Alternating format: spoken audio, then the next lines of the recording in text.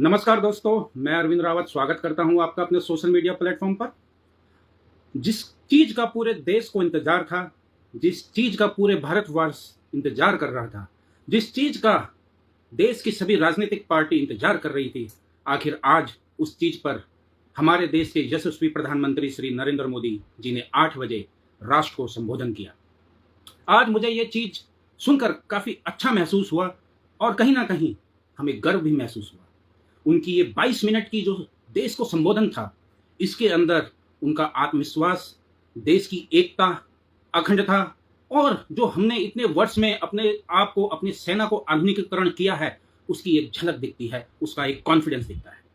दोस्तों, आज जो नरेंद्र मोदी जी ने 8 बजे देश को संबोधन किया, इसमें झलकती है मेक इन इंडिया की ताकत, देश के नागरिकों की एकता, देश के नागरिकों की बदले लेने की भावना। नरेंद्र मोदी जी ने अपनी 22 मिनट की स्पीच पे पूरे विश्व को यह स्पष्ट रूप से कह दिया है कि अब आतंकवाद पर कोई टॉक नहीं होगी।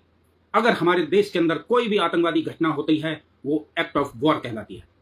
वैसे तो राजनीतिक और इस रक्षा क्षेत्र में मुझे इतना ज्ञान नहीं है, परंतु अगर देखा जाए तो ये चीज गिने चुने देशों ने आज तक की है। इसमें सबसे पहले अगर नाम लिया जाए तो आता है इजराइल। दूसरे देश पे अगर हम कहें अमेरिका।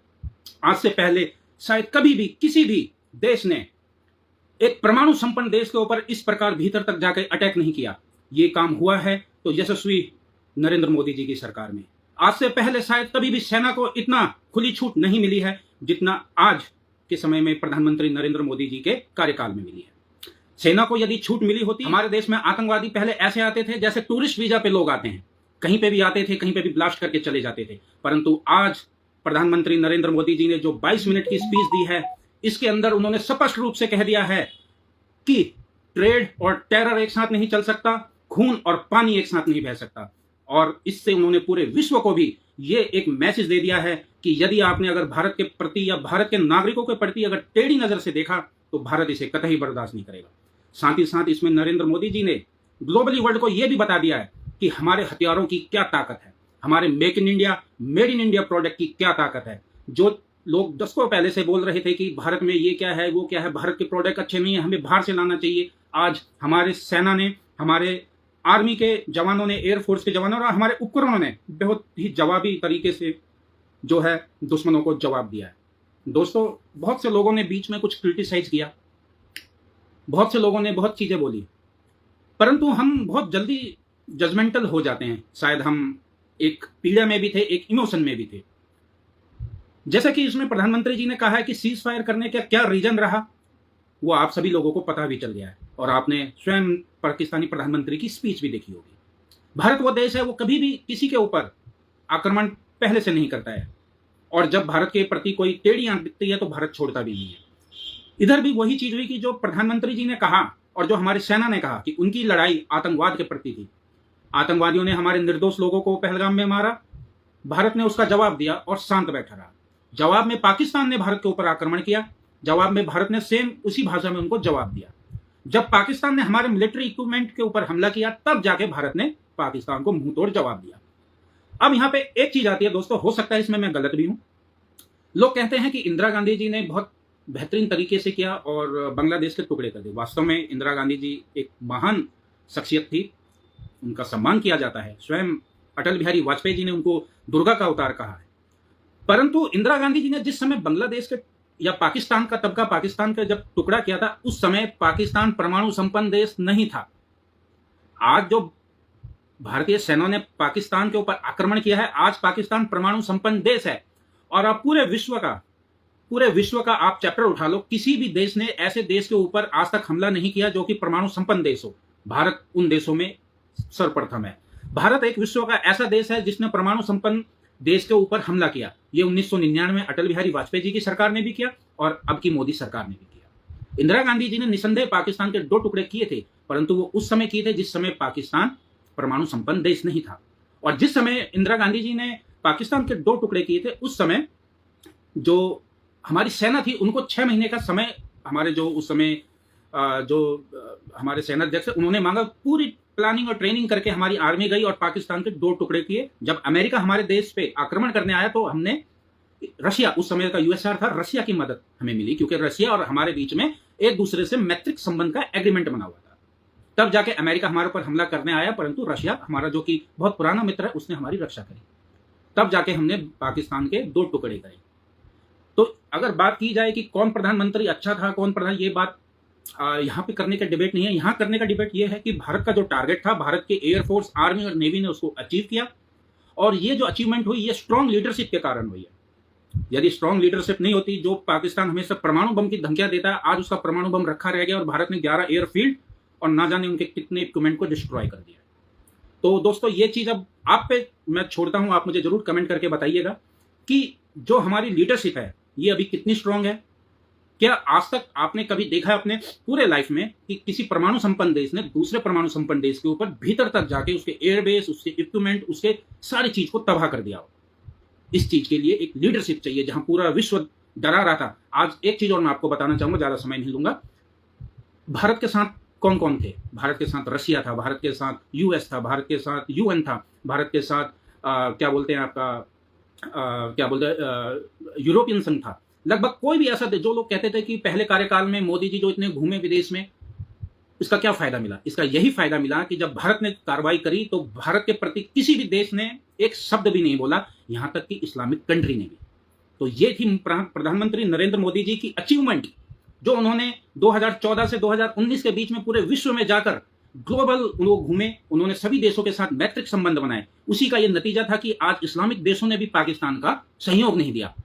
आज यही था कि जो अमेरिका, कभी भी अमेरिका भारत को अच्छे से नहीं चाहता, आज अमेरिका भी कुछ नहीं बोला। अगर उनके जो उपराष्ट्रपति की और डोनाल्ड ट्रंप की आप 3 दिन पहले की स्पीच सुनेंगे, उन्होंने कहा था, we don't have any interest between India and Pakistan war, they have internally met. Russia ने भी यही कहा, आपका यूएन ने भी उसमें ज्यादा वो कुछ नहीं कहा, यूरोपियन संघ ने भी ज्यादा कुछ नहीं कहा, आपका ताइवान हो गया, आपका ऑस्ट्रेलिया हो गया, आपका न्यूजीलैंड हो गया, यहां तक कि हमारा मैत्री देश नेपाल ने भी हमारा सपोर्ट किया। और रफाल जिसने भेजा, फ्रांस की बात करने में, तो कोई भी एक ऐसा देश नहीं था जिसने कड़ी निंदा करी हो।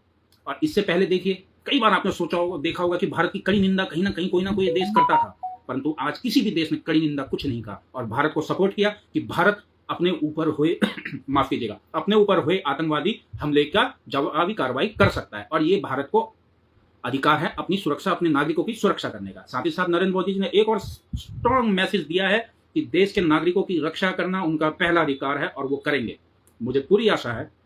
और एक छोटी सी चीज और मैं बोल दूं, सोचिए कि अगर 2019 के आसपास S-400 नहीं आता तो क्या होता। आज जो लोग ये कह रहे हैं कि प्रधानमंत्री नरेंद्र मोदी जी डोनाल्ड ट्रंप के दबाव में आ गए और सीज फायर कर दिया, मैं उनको बता देना चाहता हूं कि यदि प्रधानमंत्री नरेंद्र मोदी जी दबाव में आते तो वो जब रशिया और यूक्रेन का वॉर हुआ था, उस समय रशिया से सस्ते दामों में पेट्रोल नहीं खरीदते। उस समय डोनाल्ड ट्रंप और उनकी एडमिनिस्ट्रेशन ने, और यहां तक माफ कीजिएगा, यहां तक कि यूएन ने, यहां तक कि आपका क्या बोलते हैं, ये जो जहां पे यूक्रेन ने, सबने विरोध किया, सबने कहा कि हम प्रतिबंध लगा देंगे, हम भारत से कोई, किसी ने बाल नहीं उखाड़ा। क्यों? क्योंकि उनको पता था कि यहाँ पे एक स्ट्रॉन्ग लीडरशिप है। जब अमेरिका ने बोला कि यदि तुम S-400 खरीदोगे तो हम तुम पे प्रतिबंध लगा देंगे, हमारे देश के बहुत से वामपंथी पत्रकार, बहुत सारे राजनीतिक लोगों ने बहुत विरोध किया उसका, परंतु फिर भी भारत की स्ट्रॉन्ग लीडरशिप थी जो भारत ने S-400 को खरीदा। यही बात मैं आपको आगे बताऊं कि जब यूक्रेन और रशिया का वॉर चल रहा था और अमेरिका और रशिया के बीच में बहुत तकरार थी, तब भी जब रशिया के ऊपर, डॉलर के ऊपर प्रतिबंध लग गया कि कोई भी देश नहीं खरीदारी करेगा, तो भारत और रशिया ने आपस में एक तोड़ निकाला और इंडियन करेंसी वर्सेस रूबल में अपना ट्रांजैक्शन किया। ये सबसे बड़ी चोट है कि डॉलर जो आजकल ग्लोबली जो करेंसी है, भारत ने उसको चोट पहुंचाई। और जो ये ब्रिक्स सम्मेलन होता है और ये एशियन सम्मेलन होता है, मैं लिख के दे रहा हूं भाई साहब, ये रिकॉर्डेड लाइन है, आज नहीं तो 10 साल तक ये शायद रहेगी, कि भारत ही अमेरिका का जो डॉलर है जो विश्व में चलता है इसको तोड़ेगा और इसका वैकल्पिक कोई नई करेंसी आएगी भविष्य। जो अभी यूएस की बादशाहत है डॉलर पे, तो ये डॉलर को भारत ही तोड़ेगा और कोई ना कोई नई करेंसी एक ऐसी होगी जो भारत ही इसको इनिशिएट करेगा। और यदि नरेंद्र मोदी जी की सरकार मजबूत नहीं होती तो शायद भारत रफाल नहीं ले पाता, क्योंकि हमारे देश के बहुत से बुद्धिजीवियों ने रफाल को नहीं लाने के लिए सुप्रीम कोर्ट तक गए थे कि ये रफाल गलत है, ये ट्रांजैक्शन नहीं होनी चाहिए, रफाल नहीं आने चाहिए। आज उस रफाल ने, उस S-400 ने ना जाने कितने निर्दोष भारतीयों की रक्षा की है। उस रफाल, उस S-400 उस सभी डिफेंसिव सिस्टम ने भारत की रक्षा करी है, जिसका हमारे देश के ही वामपंथी, हमारे ही देश के अन्य लोगों ने विरोध किया। यही है एक स्ट्रॉन्ग लीडरशिप जो आज नरेंद्र मोदी जी ने देश को संबोधित करते हुए बताया। और ये दिखती है, बहुत से लोगों की शायद राजनीतिक मजबूरी होगी कि वो बोल नहीं पाते, पर उनको पता है कि हुआ है। चाहे आप जीएसटी का मुद्दा ले लीजिए, चाहे आप यूपीआई का ले लीजिए, चाहे आप डिजिटल करेंसी का ले लीजिए। पहले के जो हमारे फाइनेंस मिनिस्टर थे, उन्होंने खुद संसद भवन में कहा था कि क्या हम डिजिटल करेंसी को यूज कर सकते हैं, क्या इंटरनेट की व्यवस्था ऐसी हो सकती है, क्या हम सब्जी वाले को बोल सकते हैं कि ऑनलाइन ले ले पैसा। आज सब कुछ तो है, जूते पॉलिश करने से लेकर सब्जी बेचने वाले तक, चिकन बेचने वाले से नाई तक, सब डिजिटल करेंसी का उपयोग कर रहे हैं। तो ये किस कारण है? ये देश की जो लीडरशिप है, जो देश की सोच है। दूसरी चीज मैं आपको और बताना चाहूंगा कि आज नरेंद्र मोदी जी ने शायद एक चीज और कही, पता नहीं आप लोगों ने उसको ध्यान दिया हो ना दिया हो। इस संबोधन में उन्होंने अपने देश के जो वेपन सिस्टम है उसका भी बहुत बहुत खूबसूरती से दुनिया को बता दिया। क्योंकि जब नरेंद्र मोदी जी बोलते हैं तो पूरा विश्व और पूरा देश, चाहे वो किसी भी पार्टी के हों, किसी भी देश के हों, किसी भी संस्था के हों, सब सुनते हैं। कोई वो एक ही ऐसा व्यक्ति है। और उन्होंने आज की स्पीच में एक बहुत अच्छी चीज कहा। उन्होंने अपने देश के जितने भी इक्विपमेंट थे, चाहे वो मैन पोर्टेबल जो वेपन हो, चाहे वो आकाश हो, चाहे वो अन्य उपकरण हो, चाहे वो आपका तेजस जहाज हो, चाहे वो इंडियन जितने भी प्रोडक्ट हैं, उसके बारे में मोदी जी ने पूरे विश्व को बताया। और सबने देखा हमारी भारतीय सेना के पराक्रम को, कि किस प्रकार से हमने चाइनीज मेड, रशियन मेड और बहुत से ऐसे उपकरण थे जो यूके मेड को डिस्ट्रॉय किया। हमारे जितने भी टारगेट थे हमने 100% पाकिस्तान में अचीव किया, परंतु जितने भी पाकिस्तान की तरफ से आए थे सब हमने डिस्ट्रॉय किया। अंत में मैं यही कहूंगा कि युद्ध कभी भी किसी भी समस्या का समाधान नहीं होता। आपसी बातचीत से ही समस्या का समाधान होना चाहिए।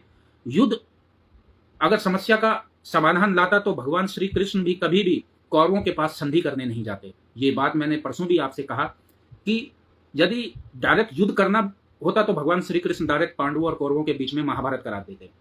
परंतु उन्होंने डिप्लोमेसी का पहला सिद्धांत, अगर भारत विश्व में देखा जाए तो सबसे प्रथम जो डिप्लोमेटिक अगर बंदा रहा वो हमारे आराध्य श्री कृष्ण थे। साथ ही साथ आपने आज सेना की एक कॉन्फ्रेंस भी देखी होगी, जिसमें आज चाणक्य के श्लोक से लेकर भागवत गीता के तक के भी श्लोक, हालांकि मैं उतना सामर्थ्य नहीं हूं कि वो श्लोकों का उच्चारण कर पाऊं, परंतु ये बहुत बेहतरीन चीज है कि हमने कल भी कुछ श्लोक दिखाए थे और आज भी हमारी सेना ने वो सारी चीजें बोली है। तो कहीं ना कहीं हमारे जो सिद्धांत हैं वो चाणक्य पे, और हमारे जो हमारा देश चल रहा है वो गीता के उपदेश पे चल रहा है, उपदेश पे। तो ये बहुत अच्छी बात है। और आज हमने दिखाया कि मेक इन इंडिया प्रोडक्ट कितने स्ट्रांग है। और दूसरी चीज कि हमारे प्रधानमंत्री नरेंद्र मोदी बहुत ही मजबूत प्रधानमंत्री हैं। उन्होंने पूरे विश्व को भी दिखा दिया और देश को संबोधित करते हुए उन्होंने प्रत्येक आतंकवादी संगठन, प्रत्येक देश, प्रत्येक ऐसे व्यक्ति तक मैसेज पहुंचा दिया जो देश के प्रति या देश के नागरिकों के प्रति भविष्य में कोई भी गलत कदम उठाने से पहले 40 बार सोचेंगे। आशा करता हूं कि मेरे द्वारा बताई गई या जो भी चीज मैं बोला हूं इसमें आपको कोई आपत्ति नहीं होगी। हालांकि मैंने किसी के प्रति गलत नहीं बोला है, फिर भी यदि कुछ गलत निकल गया हो, क्योंकि मैं कोई कॉपी पेन लेके नहीं बैठा हूं, जो माइंड में आया, जो मैंने अभी मेट्रो में आते हुए सुना, उसको मैंने बताया, जो मैंने फील किया उसको मैंने एक्सप्रेस किया। फिर भी अगर मेरे विचारों से किसी को चोट पहुंचती है, किसी के मन में पीड़ा होती है, तो मैं क्षमा चाहता हूं। और मैं चाहूंगा कि कभी भी कोई भी देश युद्ध ना करे। ये 21वीं सदी है, जैसे मोदी जी ने कहा, ये युद्ध की सदी नहीं है, ये आपसी तरक्की, डेवलपमेंट और इंफ्रास्ट्रक्चर को आगे ले जाने की सदी है। धन्यवाद, नमस्कार, शुभ रात्रि, जय बद्री जय विशाल।